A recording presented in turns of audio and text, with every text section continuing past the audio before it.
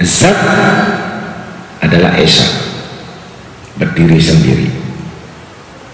Nah,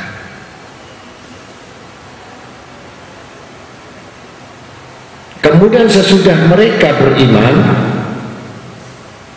itu tidak bisa dikatakan orang beriman di lidahnya. Dia harus mengenal kudrat, kekuasaan Allah, yang berpegang kepada sifat yang namanya sama, basar.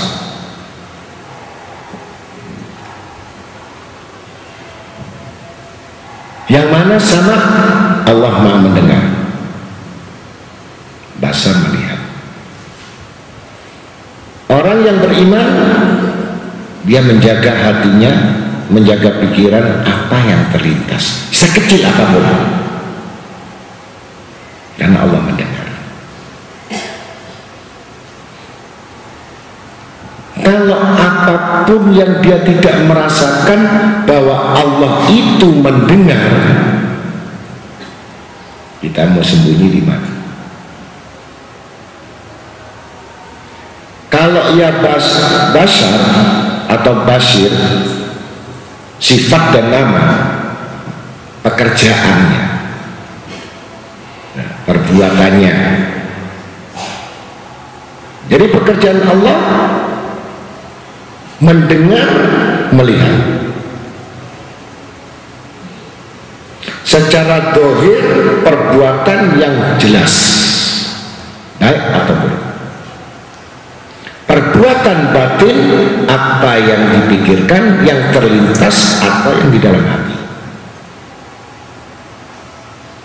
Maka jangan ada kekotoran pikiran dan hati. Ada yang mengetahui, gitu.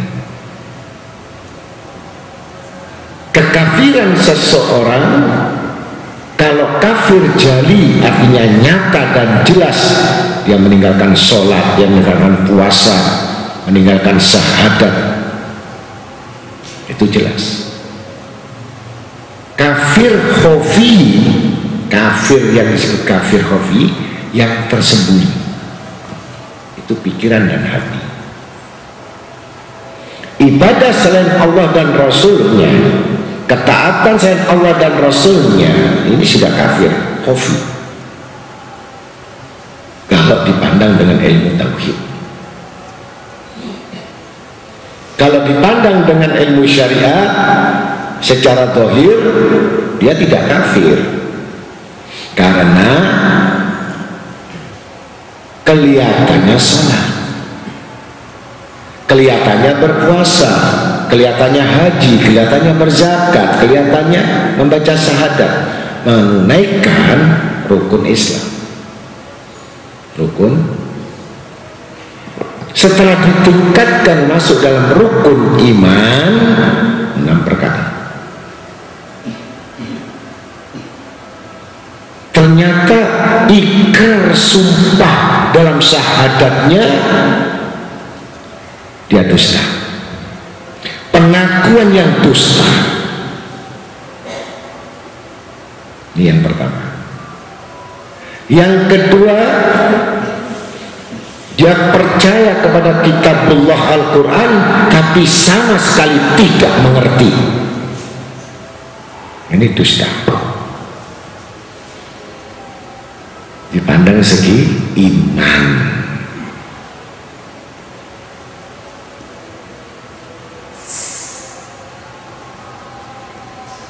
Dipandang dari segi Nabi SAW, dia tidak mengerti sama sekali sejarah Nabi Muhammad SAW.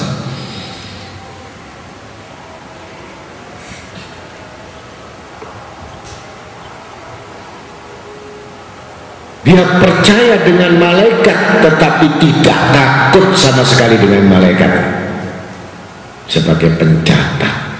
Nih, yang kelima, pada hari kiamat.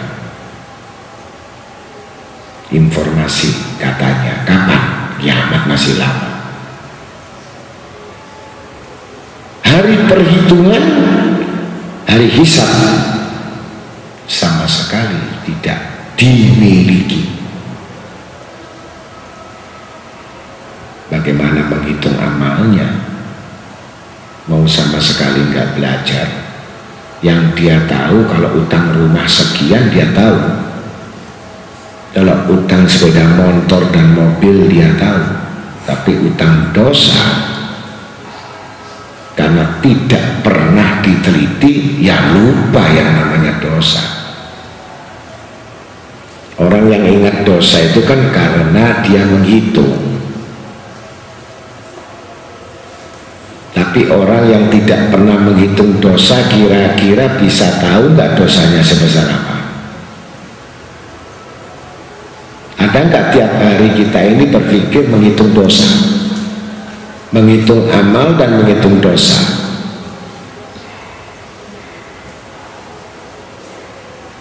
Yang ada manusia ini menghitung untung ruginya bagaimana hidup di dunia. Tapi untung ruginya akhirat dia tidak pernah berbicara itu, karena itu adalah urusan keimanan, bukan urusan sembahyang, bukan urusan baca, tapi urusan perhitungan adalah urusan iman.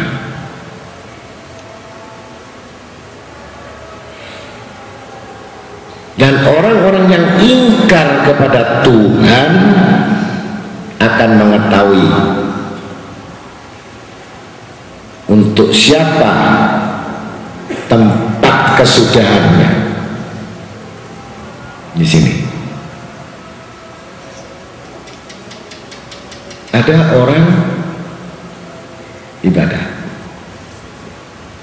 ada orang yang sholat, ada orang yang berpuasa, bahkan dia mengaji rajin. Begitu saat mau nazar, mau meninggal di tempat tidur, dia pingin jatuh ke bawah, telanjang,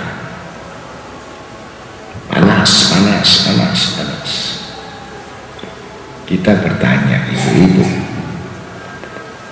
dosa apa?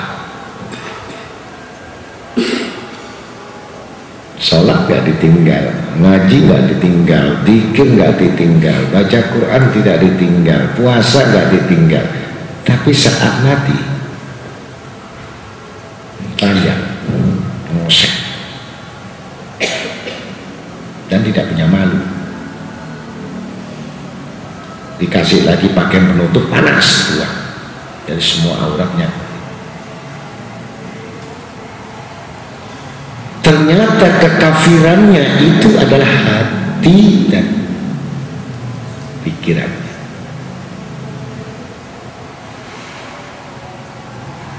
Ini yang sangat paling bahaya. Kafir ini, penyakit kafir hati, kafir pikiran itu disebut nifak, munafik. Kalau sudah munafik ini menutup pada hati dan dikerjakan, jadi semua hajinya, sholatnya, puasanya, ibadahnya tidak pernah didengar oleh Allah. Tentu kita sudah tahu semuanya, mengetahui munafik itu apa. Kalau janji ingkar, kalau kasih amanat khianat, kalau bicara dusta, ya, malas, bodoh, hatinya tidak sama dengan mulutnya.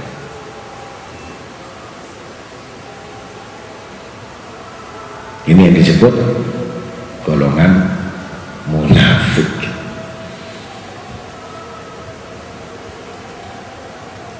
Dari dengan Tuhannya pun tidak pernah menepati janji, apalagi sama orang lain. Kalau sudah tidak menepati janji, itu termasuk golongan ingkar.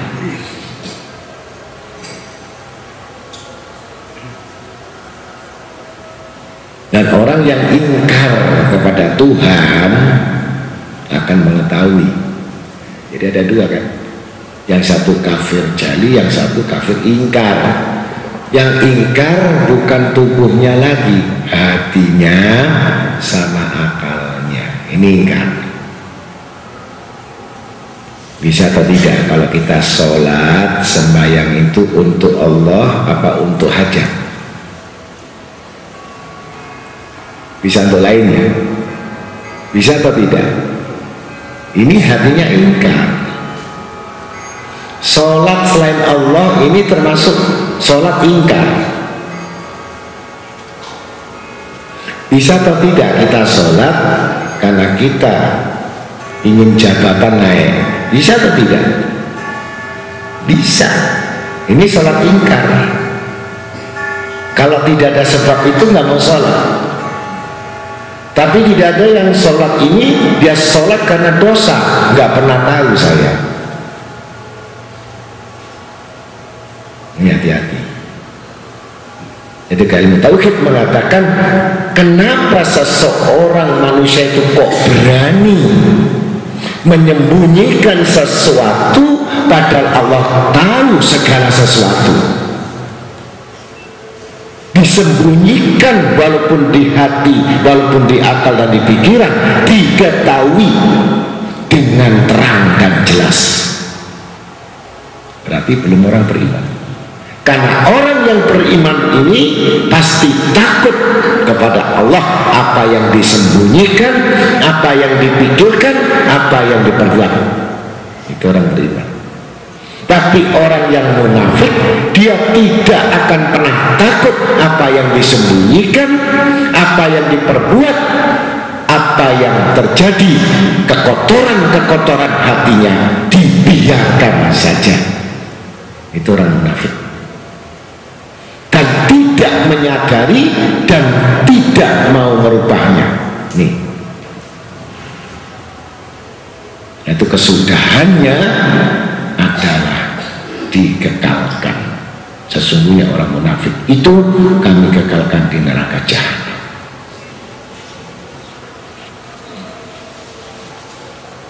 Kalau kita mendengarkan dalam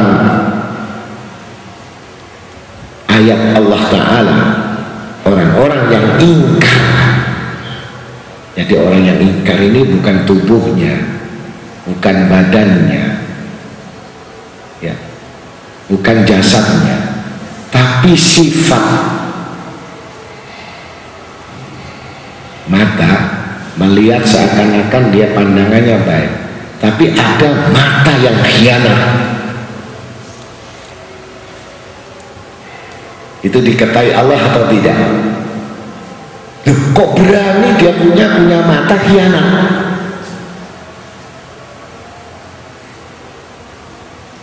Kok berani dia punya lidah khianat? Kok berani dia mendengar khianat? Kok berani dia punya hati khianat? Berarti belum beriman. Kalau orang yang beriman, dia meletakkan semuanya. Ada yang maha mengetahui, melihat, dan yang mendengar.